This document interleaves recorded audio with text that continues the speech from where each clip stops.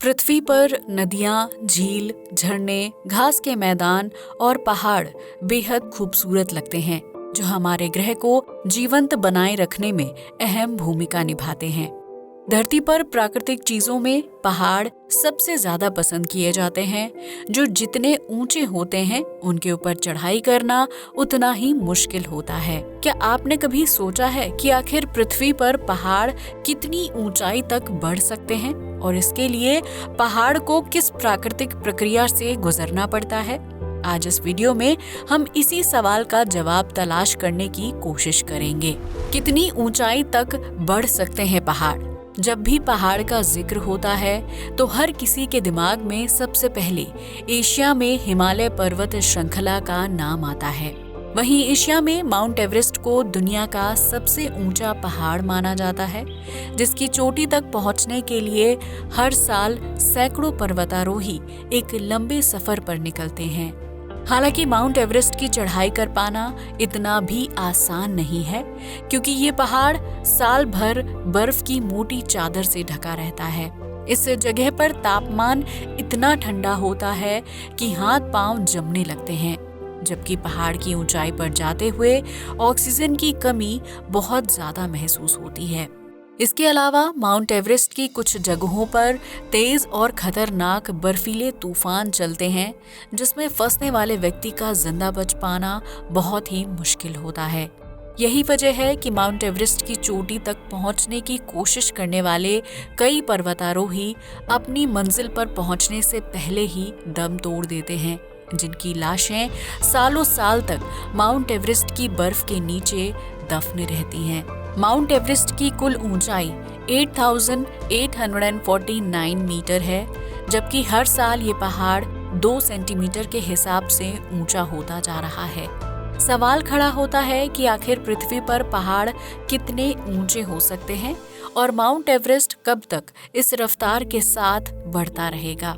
इस सवाल का जवाब जानने से पहले हमें ये समझना होगा कि पृथ्वी पर पहाड़ कैसे बनते हैं, जिससे इनके बढ़ने की प्रक्रिया का सटीक अंदाजा लगाया जा सकता है। धरती पर हर पहाड़ का जन्म प्राकृतिक तरीके से होता है, जिसकी वजह से यहाँ बर्फ से बने पहाड़, चट्टानों से निर्मित पहाड़ और टेक्टोनिक प्लेट्स के टकराव से निर्मित पहाड़ देखने को मिलते हैं। पृथ्वी के उत्तरी ध्रुव में ठंडा तापमान होने की वजह से बर्फ के पहाड़ देखने को मिलते हैं, जिनके ऊपर साल दर साल बर्फ की नई परत जमा होती रहती है और ये पहाड़ ठोस ग्लेशियर का रूप ले लेते हैं।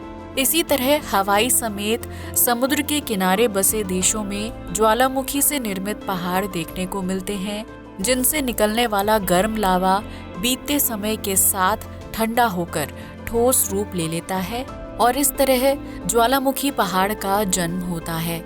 वहीं धरती पर सबसे ज्यादा और ऊंचे पहाड़ों का जन्म टेक्टोनिक प्लेट्स के आपस में टकराने की वजह से होता है, जिसमें एशिया में हिमालय पर्वत का नाम भी शामिल है।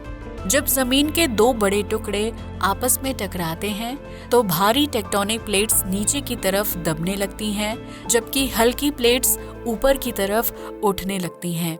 पृथ्वी के 2 भूभागों का टकराव जितना ज्यादा तेज होता है, हल्की प्लेट्स जमीन में उतनी ही ऊपर उठती हैं और इसकी वजह से उस जगह पर पहाड़ का जन्म हो जाता है। इस तरह 3 अलग अलग प्रक्रियाओं के चलते पृथ्वी पर पहाड़ बनने की प्रक्रिया पूरी हुई है, जिसमें से माउंट एवरेस्ट जैसे पहाड़ की लंबाई साल दर साल बढ़ती जा रही है। वैज्ञानिकों की माने तो किसी भी पहाड़ की लंबाई बढ़ने के बीच टेक्टोनिक प्लेट्स की गतिविधि जिम्मेदार होती है।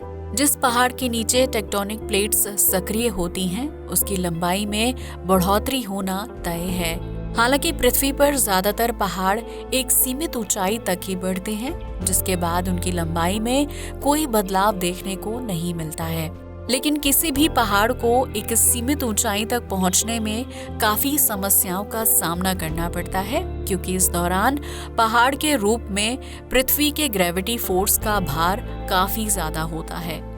पृथ्वी का ग्रेविटी फोर्स किसी भी चीज को नीचे की तरफ खींचता है, लेकिन पहाड़ की चोटी पृथ्वी के ग्रेविटी फोर्स के विपरीत ऊपर की तरफ बढ़ती है। जब किसी पहाड़ का जन्म होता है तो उसकी चोटी को ऊपर उठने के दौरान पृथ्वी के भयानक ग्रेविटी फोर्स का सामना करना पड़ता है।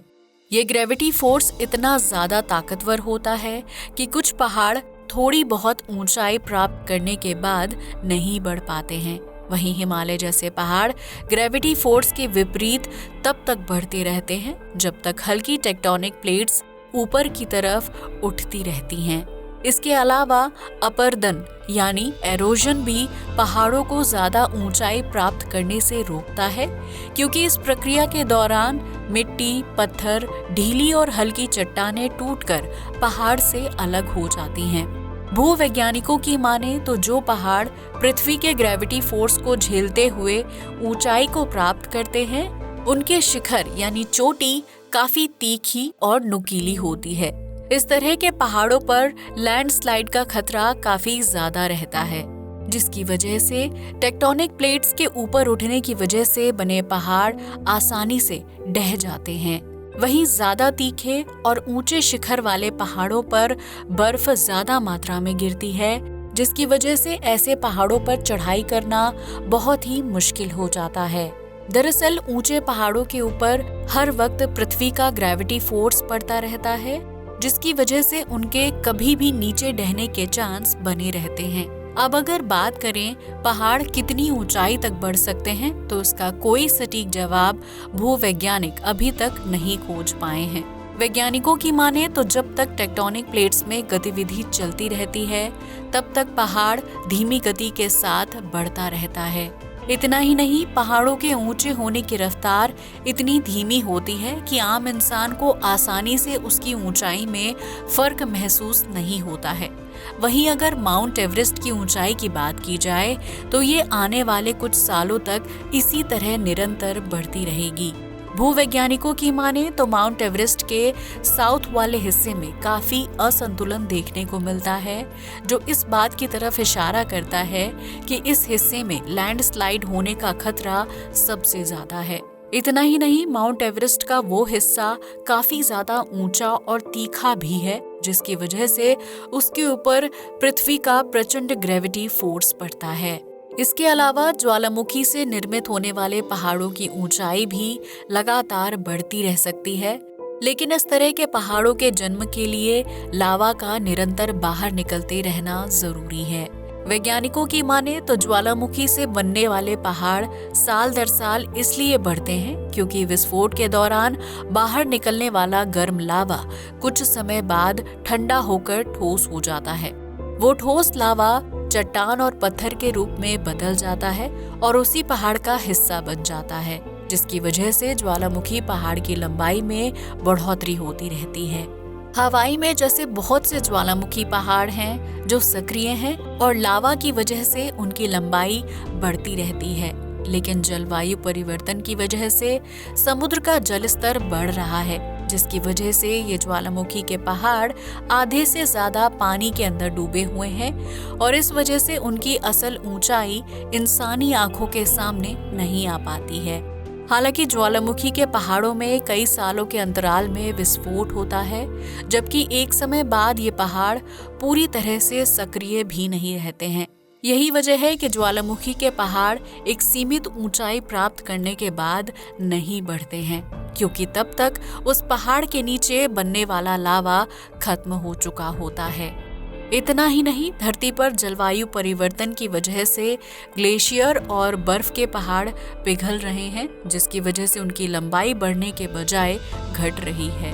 ये घटना हमारी पृथ्वी के लिए खतरनाक साबित हो सकती है, क्योंकि बर्फ के रूप में जमे हुए पहाड़ ही इंसानों के लिए पीने के पानी का मुख्य स्रोत हैं। ये कहना गलत नहीं होगा कि पृथ्वी पर टेक्टोनिक प्लेट्स की वजह से बनने वाले पहाड़ ही ज्यादा ऊंचे होते हैं और लंबे समय तक बढ़ते रहते हैं, क्योंकि उनकी ऊंचाई बढ़ने के पीछे टेक्टोनिक प्लेट्स की मूवमेंट जिम्मेदार होती है।